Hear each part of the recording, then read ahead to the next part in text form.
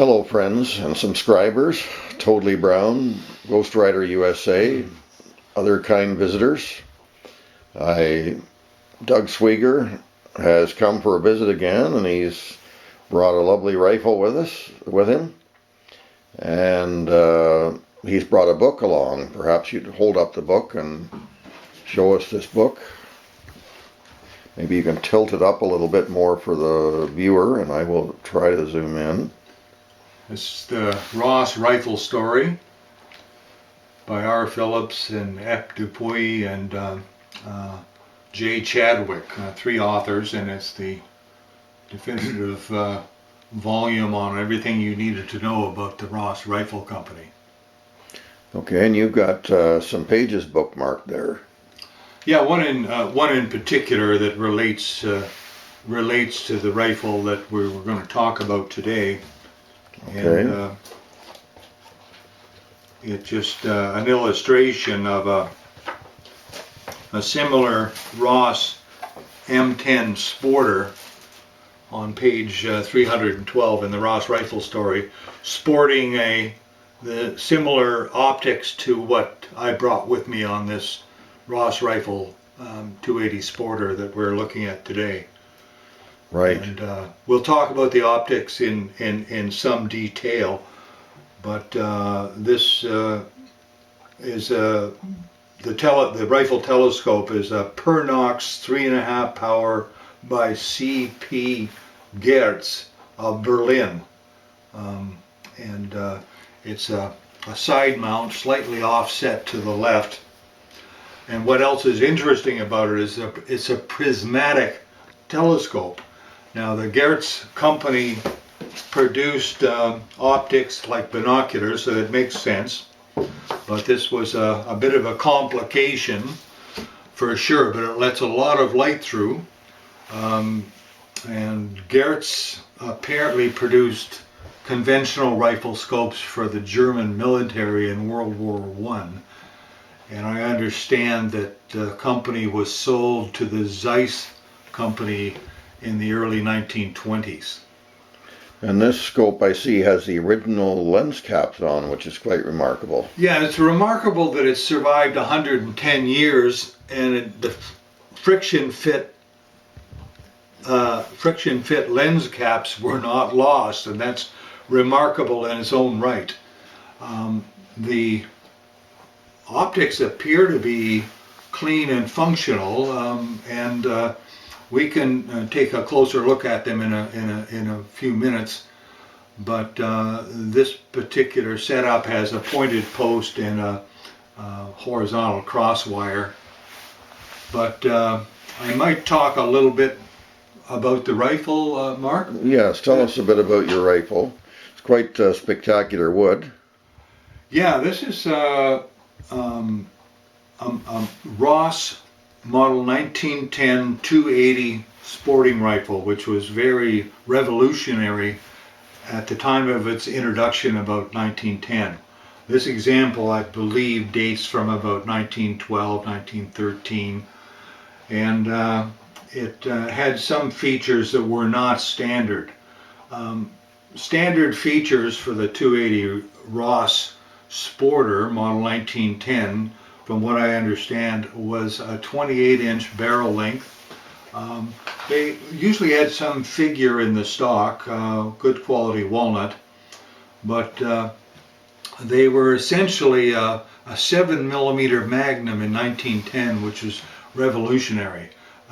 Sir Charles had a cartridge, the 280 cartridge, designed to throw a 145 grain projectile with a muzzle velocity of over 3,000 feet per second at that time.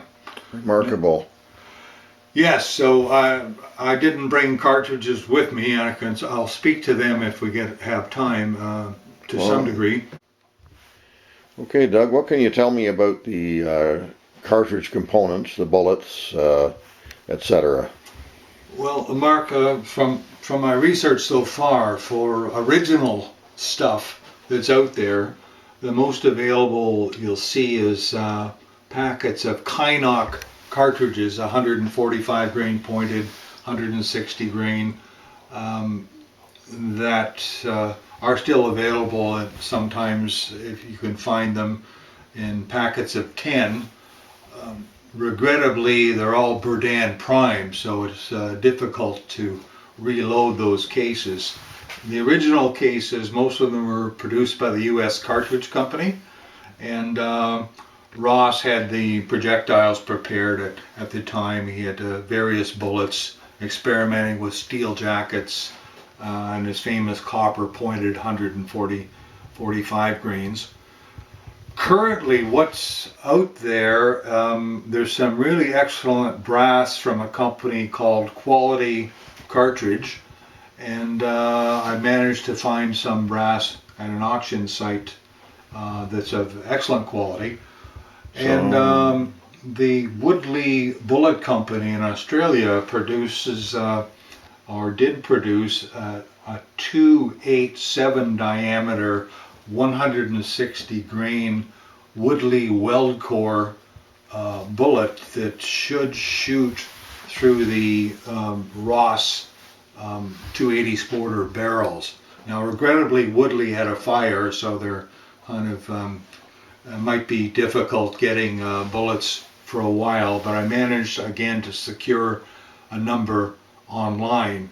I'm in the process of developing a load for this rifle, and my first attempts were fairly mild loads, and they're not grouping well, so I may have to speed things up a little bit.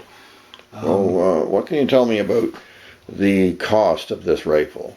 Back in the day, 110 years ago, the Ross Rifle Company was asking $55 for one of these rifles, and to give you a bit of an idea, I believe you could purchase an 1894 Winchester rifle for about $18.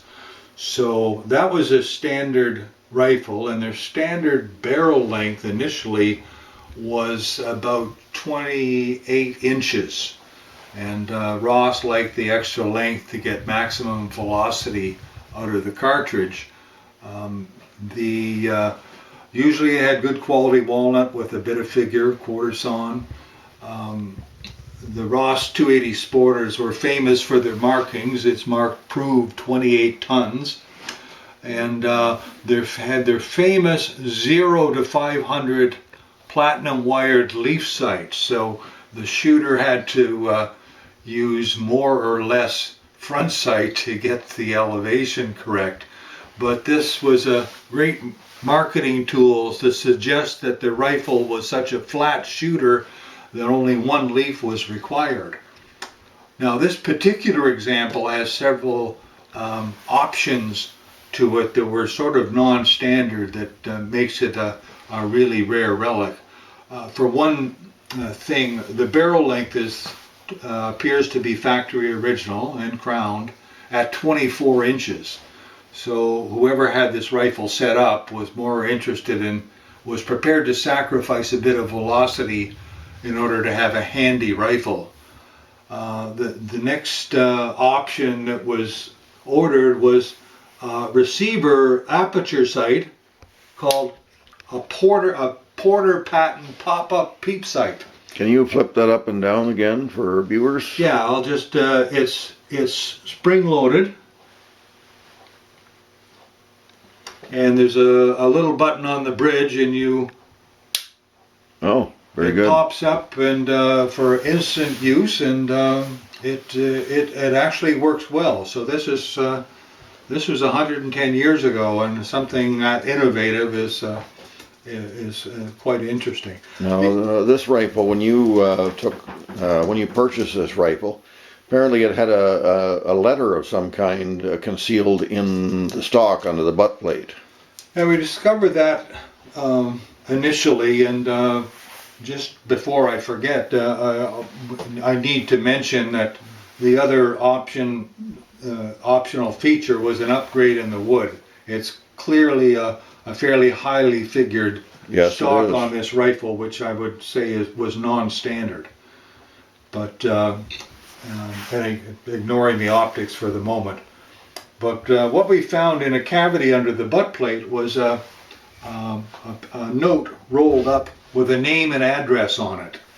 And the name I recall was Michel Gagnon, which suggests a French-Canadian name, and it listed an address in Quebec City, Quebec. So perhaps he was an employee of the company, because the rifle was built in Quebec City back in about 1912. And what was of interest was the note with the name and address on it was on some old company letterhead that had the names of some Canadian cities that they were active in at the time. And one of the cities mentioned was Port Arthur. And Port Arthur has not gone by that name for many years. It's now known as Thunder Bay. So that would suggest that the note had been under the butt plate for many years. I thought I might speak to when I was speaking with respect to developing a load for this rifle, that's still a work in progress. My initial attempts to get a decent group was an experiment in progress, as I was saying. So, well, perhaps you turn the rifle around and we can see this adjustment for what you believe may be windage on the scope base. Yes, and so speaking to the optics, and should I give you a description of what's marked on the optics? Sure. This telescope is interesting and correct for factory installed optics back 110 years ago, and the telescope is unusual in that has a roof prism like binoculars. Yes. And it's marked Paranox 3.5 power by C.P. Gertz, Berlin. And it has a dial on top that adjusts the elevation, and turning it to the right lowers the elevation, and turning it to the left raises the elevation. But it was less clear how to adjust windage. The telescope is slightly offset to the left, and the mounts are a typical German type of mount with a notched post in the front with a locating pin that locks into it and a hook at the back. And there's a... Do you want me to lift the rifle? Sure. There's mounts are in good condition with the screws haven't been buggered, but I believe this screw here may be the windage screw, and perhaps a viewer might know more about these telescopes. They didn't come with instructions, but I did get a little bit of movement, but I didn't want to bubba the screw, so I haven't played with the windage adjustment to any degree. But I believe this front screw will give me my windage. Very good. And the telescope had surprisingly bright optics. I don't know if you can see the pointed post and vertical perhaps vertical cross wire. Yeah, we can kind of see it. It's not very steady. It's not very good in this camera, but you might be able to make it out. At any rate, the maker, it's a high quality optics, and C.P. Gertz, from what I've been able to find out, made conventional rifle scopes during World War I for the German military. But these prismatic ones allowed quite a bit of light without too many lenses. And I understand his company was sold to the Zeiss company in the early 1920s. And this one remarkably came down through time with both its friction-fitted lens caps present, which is a very fortunate circumstance. Well, this is very fascinating, Doug. Thank you for bringing this rifle in today. And hopefully some of you viewers on YouTube might be able to shed some greater light on this rifle and its mounts for us. Thanks so much for watching. Thanks, Mark. Bye-bye.